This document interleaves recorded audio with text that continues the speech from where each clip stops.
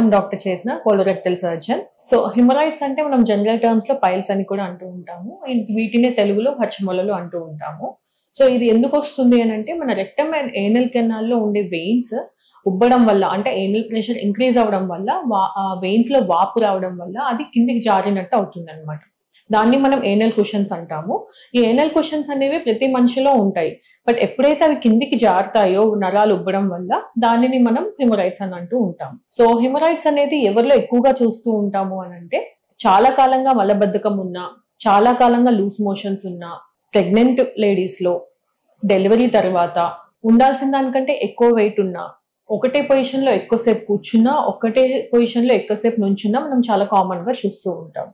So ఇది avoid చేయడం ఎలా అని అంటే లైఫ్ స్టైల్ చేంజెస్ ఉంటాయి, డైటరీ చేంజెస్ ఉంటాయి అండ్ ఎక్సర్సైజెస్.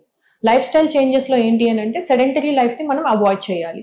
అంటే ఒకటే పొజిషన్ లో ఎక్కువసేపు కూర్చోకుండా minimal activity and regular exercises ఉండడం వల్ల ఏమవుతుంది అని అంటే మనకి బవల్ మూవ్మెంట్స్ అనేవి ఇంప్రూవ్ అవ్వడం వల్ల కాన్స్టిపేషన్ ఒకటి అవాయిడ్ చేయొచ్చు.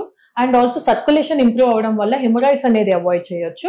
అండ్ మజిల్ స్ట్రెంత్ అవ్వడం వల్ల మనకి హిమరాయిడ్స్ రాకుండా కాపాడుకోవచ్చు. దాంతో పాటు డైటరీ చేంజెస్ లో ఏంటి అని అంటే మనం తీసుకునే ఫుడ్ లో బ్యాలెన్స్ డైట్ తీసుకోవాలి. అంటే ఎనఫ్ వాటర్ తీసుకోవాలి.